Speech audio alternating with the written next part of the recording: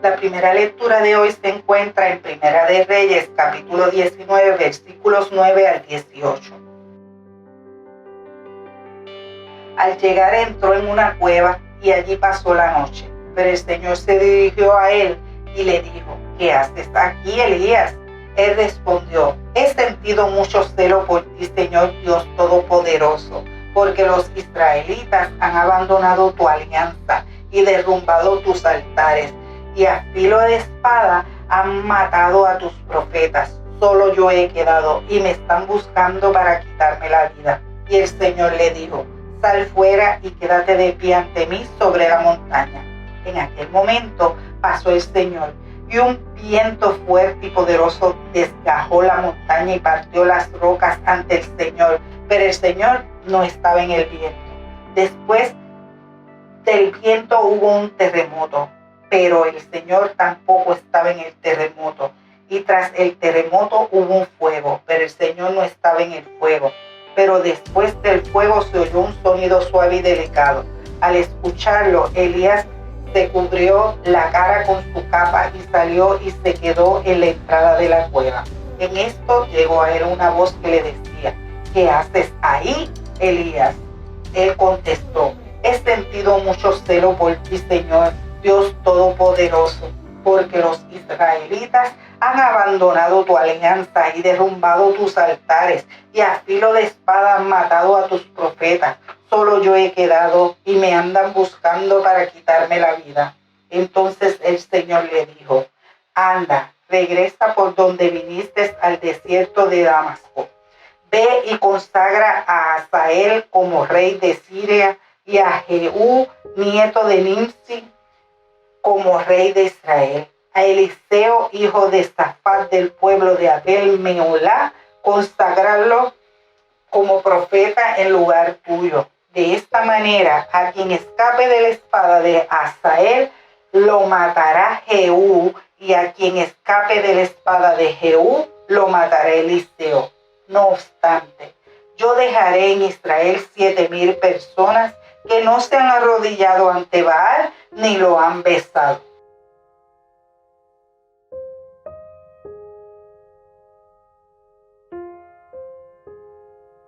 Escucharé lo que hablará Jehová Dios, porque hablará paz a su pueblo y a sus santos, para que no se vuelvan a la insensatez. Ciertamente cercana está su salvación a los que le temen, para que habite la gloria en nuestra tierra. La misericordia y la verdad se encontraron, la justicia y la paz se besaron. La verdad brotará de la tierra y la justicia mirará desde los cielos. Jehová dará también el bien y nuestra tierra dará su fruto. La justicia irá delante de él y nos pondrá en el camino de sus pasos. Gloria sea al Padre y al Hijo y al Espíritu Santo, como era en un principio, es ahora y será siempre, por los siglos de los siglos.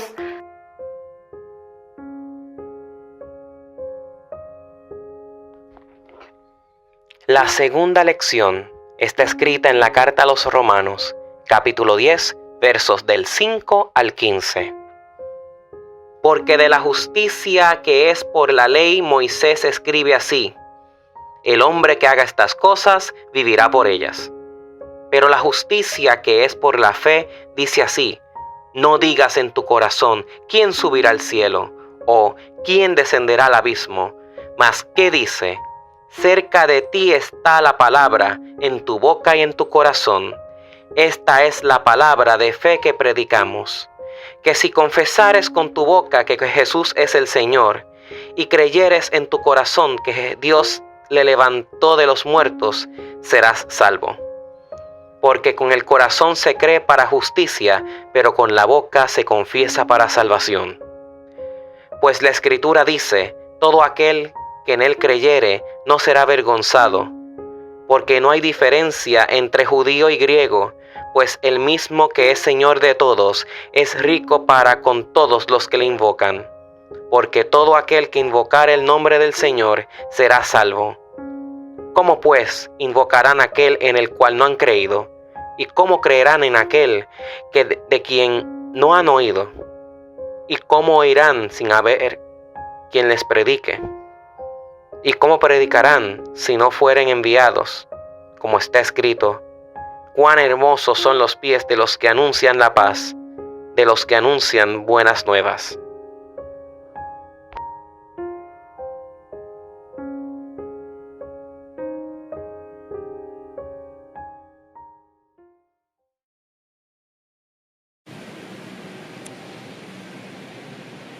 Dios les bendiga nuevamente.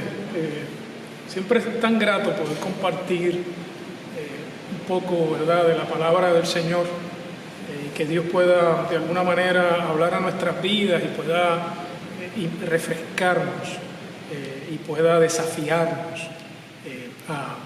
en esa dirección que Dios quiere darnos.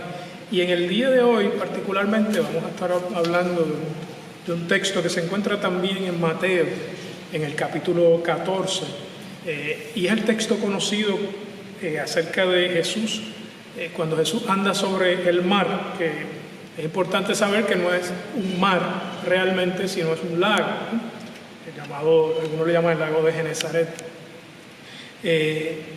Los versos del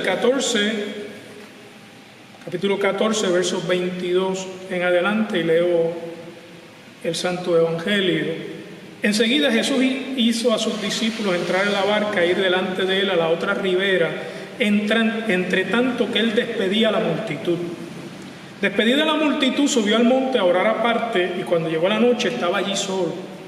Y ya la barca estaba en medio del mar, azotada por las olas, porque el viento era contrario.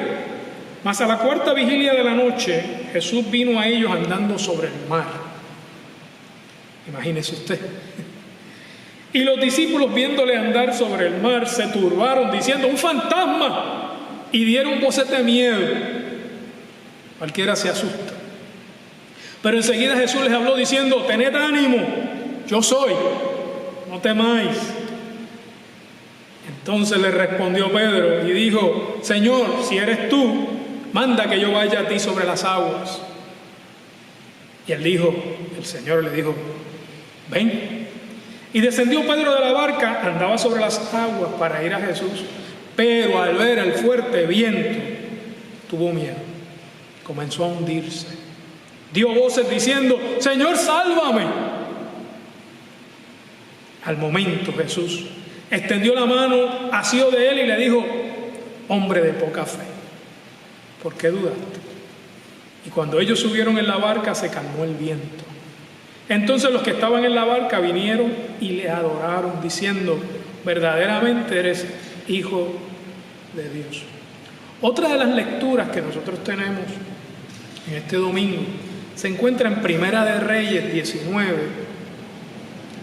y es acerca de la vida de Elías.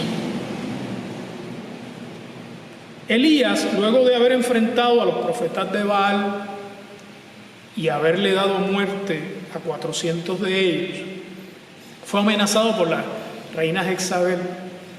Y la reina Jezabel hizo un pacto y dijo: por mis dioses, a este hombre yo lo voy a matar antes que llegue la noche. Y Elías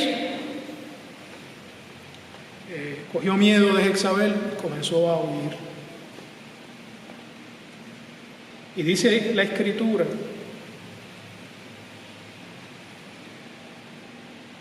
verso 5 voy a leer: y echándose debajo del enebro se quedó dormido, y aquí un ángel le tocó y le dijo: levántate, come. Le dice Elías. Entonces él miró, y aquí a su cabecera una torta cocida sobre las aguas, una vasija de agua, comió, bebió y volvió a dormirse. Y volviendo el ángel de Jehová la segunda vez lo tocó, diciendo: levántate y come, porque largo camino te resta. Se levantó pues y comió y bebió, fortalecido con aquella comida. Caminó 40 días, 40 noches hasta Horeb, el monte de Dios. Y allí se metió en una cueva, donde pasó la noche, y vino a él palabra del Señor, el cual le dijo: ¿qué haces aquí, Elías? Él respondió: he sentido un vivo celo por el Señor, Dios de los ejércitos, porque los hijos de Israel han dejado tu pacto, han derribado tus altares, han matado a espada tus profetas, y solo yo he quedado y me buscan para quitarme la vida. Él le dijo: sal fuera y ponte en el monte delante de Dios. Y he aquí el Señor que pasaba, y un grande y poderoso viento que rompía los montes y quebraba las peñas delante del Señor, pero el Señor no estaba en el viento. Y tras el viento un terremoto, pero el Señor no estaba en el terremoto. Tras el terremoto un fuego, pero el Señor no estaba en el fuego.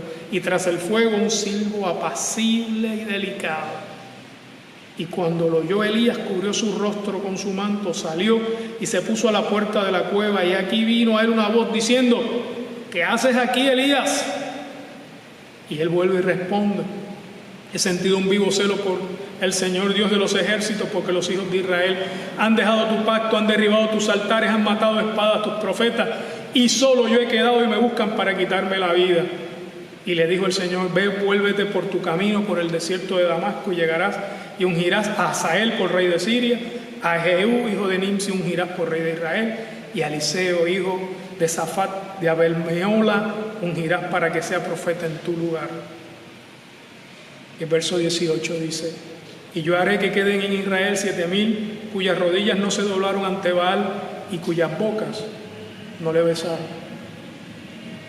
Tenemos aquí dos personajes importantes en lo que es la historia bíblica. Tenemos a Pedro tratando de caminar sobre las aguas, y tenemos a Elías, uno de los profetas más importantes de la historia bíblica. Un profeta muy importante para Israel y un profeta que ejemplificaba lo que era el poder de Dios y la palabra de Dios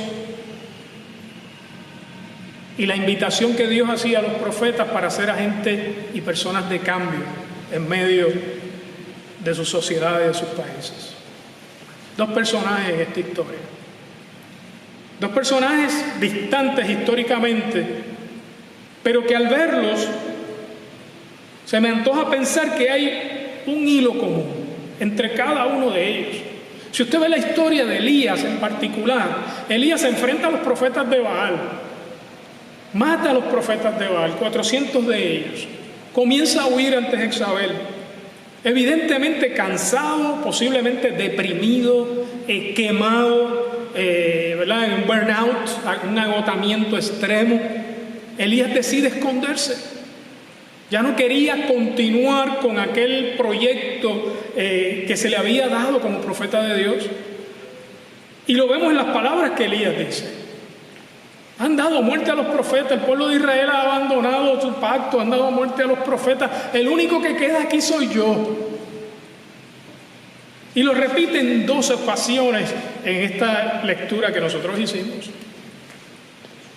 Sin embargo, al final de la lectura, el Señor le dice: todo va a cambiar ahora, Elías. Vas a ungir a estos 2 reyes, uno en Siria y otro en Israel, y vas a ungir a la persona que va a ser tu sustituto.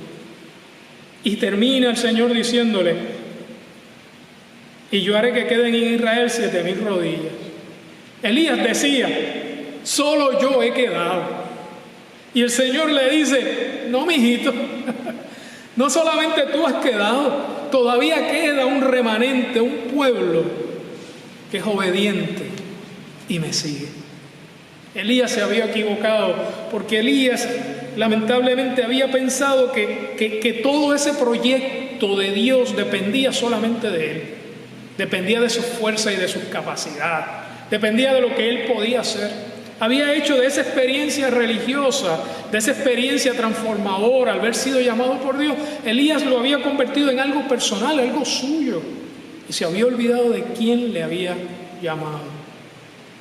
Se había olvidado de quién era su Salvador. Por eso Dios le dice: es tiempo de que descanses. Pero esto no está terminado, esto no termina contigo. Ahora es que esto comienza. Muchas veces nuestra religiosidad nos lleva a nosotros a creer que nosotros somos el centro de nuestra vida espiritual. Que nosotros somos el centro de nuestra religiosidad, de nuestra fe, del buscar a Dios, que todo depende absolutamente de nosotros, que todo gira alrededor de nosotros. Y este pasaje de Elías, como el pasaje de Pedro, el Evangelio hablando acerca de Pedro, nos está diciendo que esto no gira alrededor de nosotros, que nosotros no somos el centro de esto, que el centro de todo esto se llama Jesús, que nosotros somos sus siervos y siervas para hacer lo que Él nos ha invitado que nosotros podamos hacer. En la historia de Pedro, en el Evangelio, es algo parecido, aunque usted no lo crea. Ven a Jesús caminando, piensan que es un fantasma, se llenan de miedo por muchas supersticiones que habían. Ellos vieron al fantasma y dijeron, hasta aquí llegamos nosotros. Ahí por ahí viene el ángel de la muerte a buscarnos. Alguien nos viene a buscar. Aquí se acaba todo. Mas sin embargo Jesús, al ver el temor de ellos, le dice, no teman, yo soy. Yo soy. Y Pedro, como acostumbrado, era un hombre arrojado, era un hombre presentado, como diríamos en buen puertorriqueño. Él decide y le dice, si eres tú, no le fue suficiente con escuchar la voz del maestro diciendo yo soy. A los demás compañeros que estaban en la barca le fue suficiente, a Pedro no. Pedro entonces dice, si eres tú, manda que yo vaya. Y en ese proceso sabemos lo que ocurre, que Pedro comenzó a caminar, pero de pronto miró a su alrededor y se dio cuenta y comenzó a hundirse. Porque similar a Elías, Pedro pensaba que él podía construir por fuerza propia y capacidad propia su fe. Él pensaba que eso giraba alrededor de la capacidad que él tenía de creerle a aquel que estaba hablando, aquel que estaba invitando. Su fe giraba y era centrada en Pedro. Nuevamente, igual que Elías. Por eso cuando Pedro empieza a caminar y comienza a hundirse, y se da cuenta que no por su capacidad de creer puede mantenerse caminando sobre las aguas, sino por la capacidad de aquel que invita, de aquel que llama, y por eso comienza a hundirse. Y cuando comienza a hundirse, entonces es que él se da cuenta que ante la imposibilidad de poder mantenerse caminando sobre esas aguas, ante esa imposibilidad se da cuenta de quién él es, de su finitud, de su incapacidad. Y entonces hace lo que el Señor nos invita a todos y a todas que hagamos. Elevar la voz y gritarle, Señor, sálvame. Porque el único que nos puede salvar, indudablemente, es el Señor. Y ante el clamor de Pedro, el Señor extiende la mano, lo toma y le dice, hombre de poca fe. Porque la fe no está puesta y no puede estar puesta en lo que yo soy capaz de hacer como individuo, sino en lo que aquel que me invita es capaz de hacer. Nuevamente, el Señor nos invita a nosotros con estas dos historias a que podamos confiar en Él y en lo que Él nos invita y nos está llamando a hacer. Que el Señor nos ayude, que el Señor les bendiga a todos y todas. Gracias.